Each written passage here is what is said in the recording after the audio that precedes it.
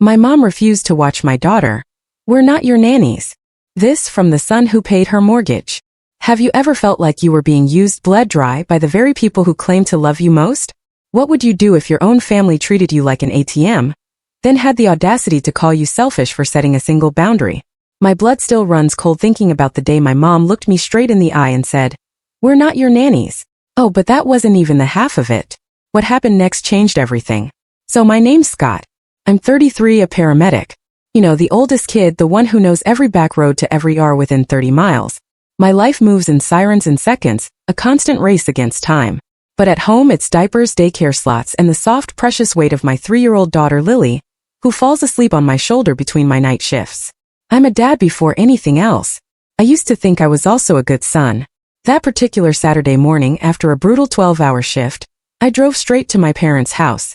Lily was with me, in her tiny yellow rain boots, humming to herself. I texted ahead. "Can you watch her for 2 hours? I'll sleep and pick her up before lunch." A simple, exhausted request. Mom opened the door, coffee in hand, her robe tied a little too tight. Dad was behind her, glued to the TV, holding the remote like a scepter. "Hey," I said, my voice hoarse. "She's had breakfast. Backpack's got snacks." Mom didn't move. She just stared at me. And then the words landed cold and sharp like a slap.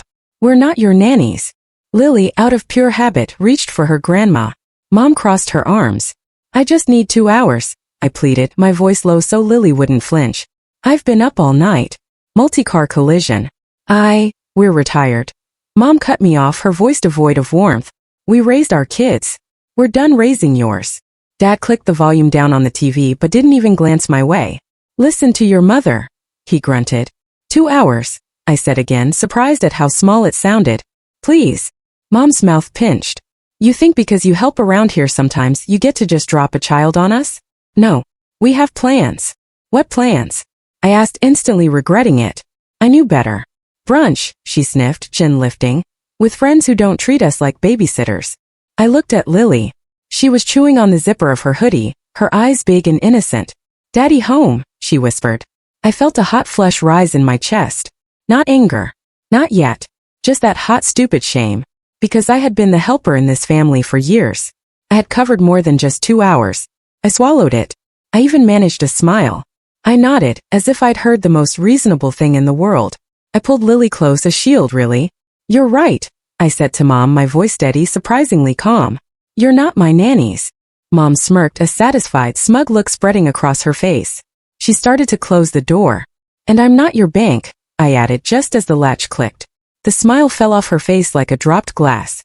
Dad finally looked at me. "What?" Mom said, her voice suddenly thin and sharp. I said, "I'm not your bank." I shifted Lily on my hip. "We'll go." For a second nobody breathed. Then I heard the panic start to shape itself in Mom's voice. Too sweet, too fast. "Scotty, don't be dramatic." I turned for the car. Behind me, Dad's voice was sharp. "Scott, wait. What's that supposed to mean?" I buckled Lily in, kissed her forehead, and drove away before I told them exactly what it meant. I had the words. Oh, I had the receipts. But first, I had a kid to put down for a nap and 2 hours to lie awake staring at my ceiling, replaying every transfer, every favor, every time I'd let them call it help, instead of what it really was. You see, I became a paramedic because I like clear problems with clear steps. Airway, breathing, circulation. On scene, nobody argues that blood is blood. You do what needs doing. Families aren't like that. In my family, wounds got rebranded as attitude, and help was a staircase that never ended. Dad was a contractor who loved tools and deadbeats equally. Mom worked at a dental office and narrated everything like a Facebook post. We weren't poor growing up, but money always felt like weather, bad, good, mostly out of our control. I learned early to say yes before anybody asked. At 19, I picked up night shifts in community college classes. At 21, when Dad misread a payment date, I covered a mortgage payment. Just this once. At 24, when my sister Jenna crashed her car, I co-signed the replacement because her rate would be insane without you. At 25, when Mom needed a dental crown that insurance didn't cover, I handed her my credit card because she cried in the kitchen and said, "We're family, right?" Then I became a dad. Lily's mom, Hannah, and I didn't work out. It happens. We parent well together, just not together. We split time around my shifts. I take the overnights at work because the pay is better, and toddlers don't care about your circadian rhythm anyway. When Lily was born, I told myself I'd stop being the default wallet. Then Dad's back went out. Then the roof leaked. Then Jenna lost a job. Every time I tried to set a boundary, Mom would use that soft voice, all innocent. Scott, you know we don't ask unless we need it. You're so good with money. Translation: you're the only one who will say yes. The thing about help is it gets rebranded as obligation, without you even noticing. I started tracking it because my brain needed something solid. Little notes in my phone. $350, Jenna's car insurance. Bridge 1 200 minus DSSURPRISEPROPERTYTAXES. 1 200 minus Dad surprise properties. 600 Moms, can you put it on your card and we'll Zelle you next week? I told myself I was keeping receipts purely for my own sanity. I wasn't planning to use them. That would be petty. That would make me the problem. There were other things, not big crimes, just the daily erosion of respect. I'd drop Lily at my parents' for an hour while I ran to the pharmacy, and Mom would sigh like I'd asked her to watch a stranger's dog. If I asked Dad to secure the baby gate, he'd roll his eyes. We raised 2 children, Scott. We know what we're doing. When I brought dinner, they'd post pictures and write, family time, like they'd cooked for me. The family group chat was its own ecosystem. Photos of Jenna's small wins. Dad's golf scores. Mom's passive-aggressive memes about ungrateful children. If I pushed back on anything, the chorus started. Mom: wow, sensitive much? Dad: don't text me at work about drama. Jenna: God, you're such a martyr. It escalated slowly. That's how you keep someone useful. You don't blow them up, you sand them down. 2 months ago, I found out something that stopped me cold. I called the mortgage company on a day off because the autopay I'd set up for my parents had pinged my bank with a manual review hold. I just wanted to make sure the draft would go through. The woman on the phone sounded confused. There's a second card attached to this account, she said. It's been used for 2 cash advances. Excuse me, I said, my voice tight. Whose card? Secondary authorized user, she read. Jenna. I didn't yell. I thanked her. I hung up. I stared at the kitchen table, Lily's crayon spread like confetti, and felt my jaw clench so hard my teeth hurt. I had never authorized that. I had told my parents in plain words that my card was only for the mortgage. I'd set the exact amount plus $5. I'd done the math. That night I asked Jenna about it. Oh wow, relax, she said. It was an emergency. I'll pay you back. It was 2 cash advances, I said. Yeah, emergencies. She rolled her eyes. You're obsessed with money. I called Mom. She sighed. Your sister was in a bind. We told her it would be fine. You're making this ugly. Ugly? That was the word for me, noticing their shady behavior. Then came this week. The week with more calls, more binds. My schedule looked like a game of Tetris played by someone angry. Monday, 7 p.m. to 7 a.m. Tuesday, sleep. No. Daycare closed due to a water main break. Mom texted. We can take Lily 10 to 12 if you bring lunch. I brought lunch. Diaper bag. Wipes. A list. When I picked Lily up, Mom said she was fussy, like it was a criticism I should fix. Wednesday night was bad at work. A teenage overdose, a cardiac arrest in a driveway, the kind of calls you take home in your bones. I got off at 8 a.m. Thursday and all I wanted was a nap. I texted the group. Can anyone watch Lily for 2 hours? I'll pick her up at 11. Jenna read it and didn't answer. Dad never replies before noon. Mom wrote, we'll see. 10 minutes later. Actually, we can't. Plans. And then the line at the door. We're not your nannies. The thing is, if that had been the first time, I would have shrugged. But you don't say that to the person who paid your mortgage for 3 years straight while working nights and mixing formula at 3 a.m. You don't say that after adding your daughter to the bill behind his back. You don't say that to the son who has bailed you out more times than the fire department. On the drive home, Lily sang along to some song about rainbows. I nodded, smiled, gripped the wheel. I kept seeing my notes file in my head, line after line. Help. Emergency. Can you run this? The numbers made a shape. It looked like a red line. I put Lily down for a nap. I made coffee and didn't drink it. I opened my banking app. I scrolled. The totals made my stomach go cold and then very, very calm. When Lily woke up, I put her in her booster, and we went to the park. She stomped in puddles. I watched the clouds move. When my phone buzzed, it was Mom. We don't appreciate your tone earlier. I typed deleted. Then I wrote, you're right. I was unclear. I'll clarify. I didn't do it in person. I knew better. In person, Mom cries. Dad gets loud. Jenna turns mean. In the group chat, it was receipts only. No metaphors. I opened notes. I copied the top lines. I started the message. Since we're talking about roles, I wrote, here's what I've covered since 2021. Not exhaustive, just major items. Then I dropped the list. Dates, amounts, screenshots. The mortgage autopays circled. The cash advances I hadn't approved highlighted. The Zelle transfers labeled for groceries that aligned perfectly with Dad's golf weekends. The credit card statement with Mom's crown, and the payment plan I set up for her because she couldn't deal with those calls. I attached the email from the mortgage company confirming Jenna as an authorized user added by the homeowner. I attached a screenshot of my text to Dad last year. Please do not add anyone to this account. It's for mortgage only, followed by his thumbs up emoji. I wrote, I am the bank here. That's the role I've been playing. That ends today. I hit send. Immediately. 3 dots for Mom. Then nothing. Then Jenna. Why would you post our private stuff like that? I replied. It's our money stuff. It's mine. Dad chimed in. You're out of line, son. We raised you. You don't throw that in our faces. You're right, I wrote back. You raised me. I also paid your house note 29 times. I'm done. Then I ended the autopay. I called the mortgage company and removed my card. I made them read me the confirmation number twice. I told them to flag any attempt to read me without my approval. I shut down the card tied to Mom's account and opened a new one. I turned off Zelle to anyone not named Hannah. I expected the explosion, and it came exactly on schedule. Mom called. I let it go to voicemail. She left 3 messages in a row, her voice moving through the stages like a weather alert. Message 1. Scott, honey, you're misunderstanding. We never asked, you offered. We're grateful. Message 2. I cannot believe you're punishing us. We've been there for you. For Lily. Message 3. If your father and I lose the house, that's on you. Jenna texted a paragraph about family loyalty and men who abandon their parents. I didn't answer. I was on the floor building a tower of blocks with Lily. She knocked it down and clapped, delighted. I felt something loosen between my shoulder blades. When Mom realized the quiet wasn't budging, she switched tactics. She texted in the family chat.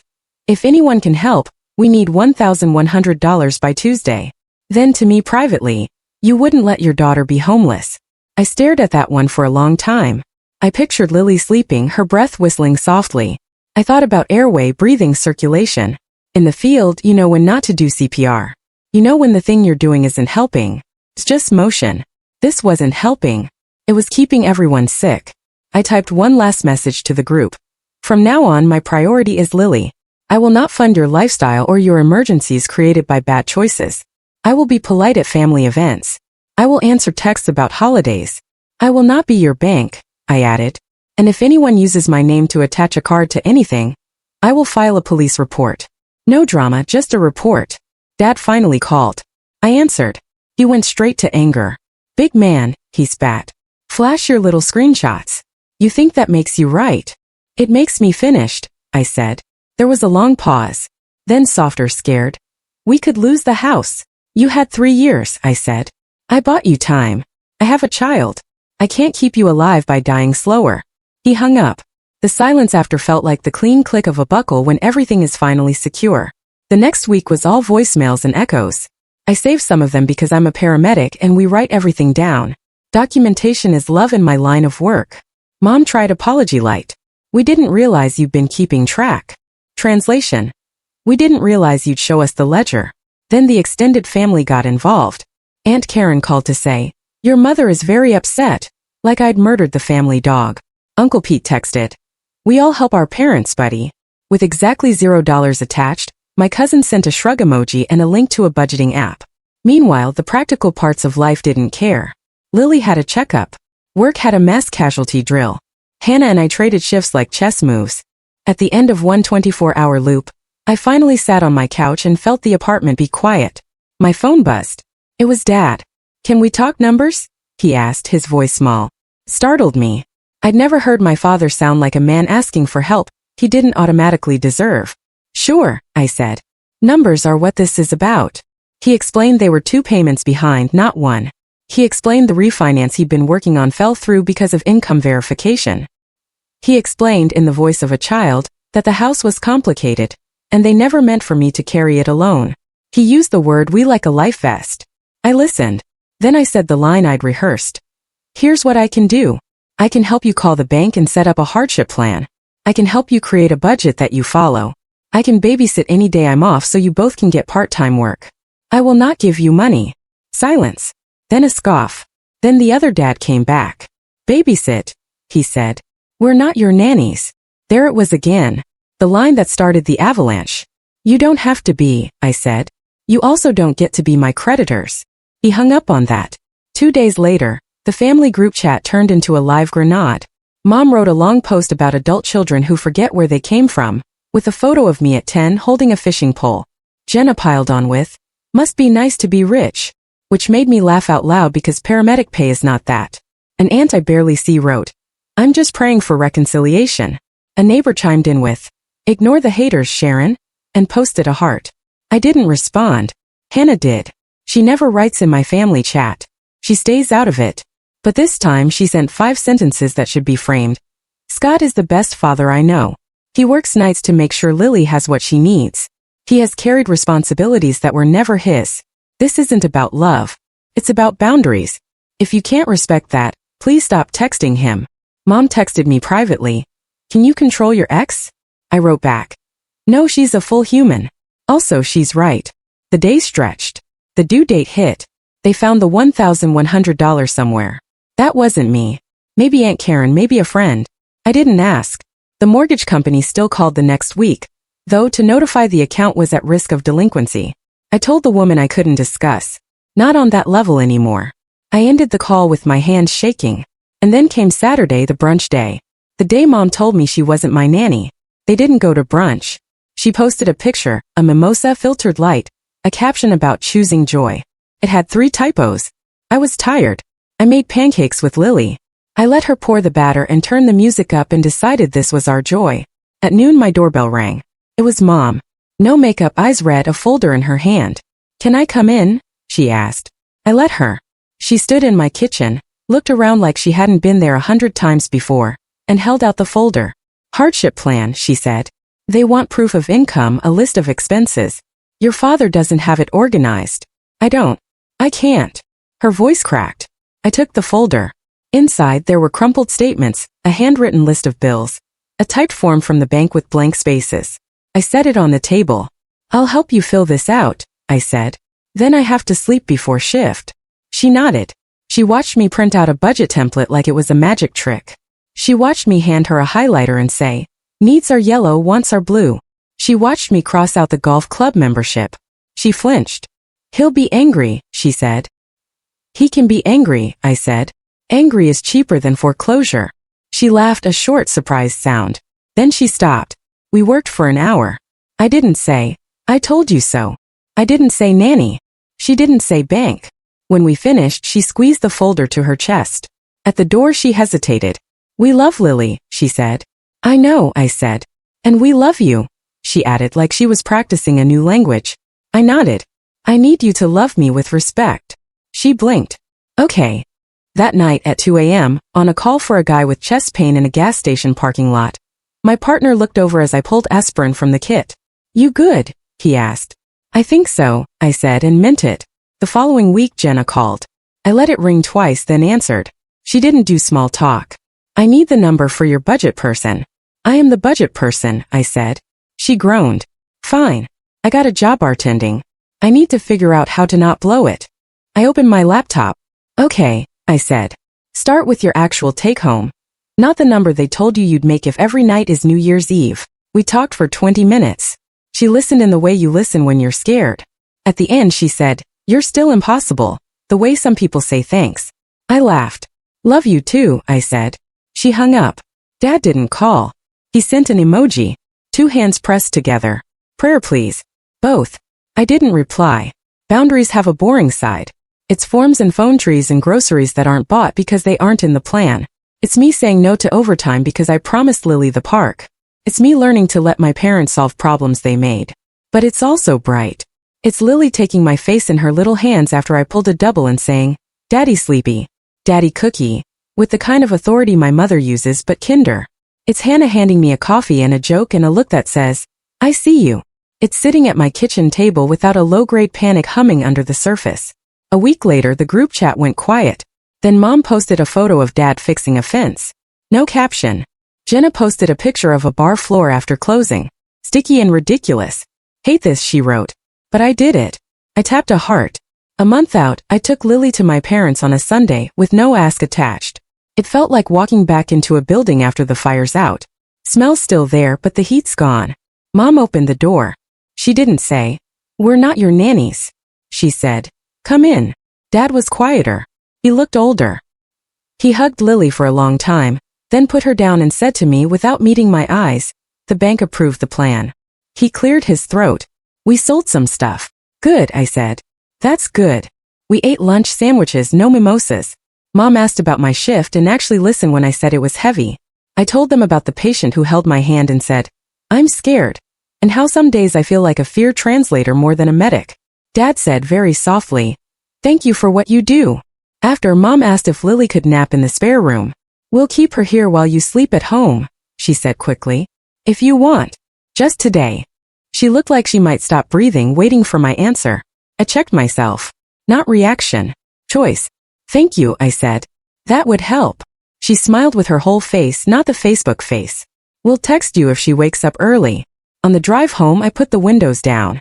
I didn't cry. I thought about airway, breathing, circulation again. Airway. Can we say the truth without choking on it? Breathing. Can we do this at a pace that doesn't kill us? Circulation. Can we keep what matters moving? Money to bills, energy to Lily, love to the actual places it belongs. My phone buzzed at a red light. A text from Mom. A photo of Lily asleep. Her curls a mess. Her cheek smashed against the pillow. "Safe," Mom wrote. No heart emoji, just the word. I slept for 3 hours. When I woke up, I didn't check my banking app first. I didn't scan my messages for a crisis. I made a sandwich. I stood at my sink and ate it. The quiet felt like mine. People say setting boundaries is selfish. Maybe it is a little, but the other thing I was doing was selfish too. Playing hero so I didn't have to watch people I love struggle. Martyrdom is just control in a nicer outfit. The truth is simpler. I'm a dad. My job is to keep Lily safe, to keep me safe enough to keep her safe, and to let other adults carry their own weight, even if it means they wobble. That night I picked Lily up. Mom handed me the backpack, a note about what she ate, what time she fell asleep, whether she asked for her pink blanket. It felt like another language we were starting to speak.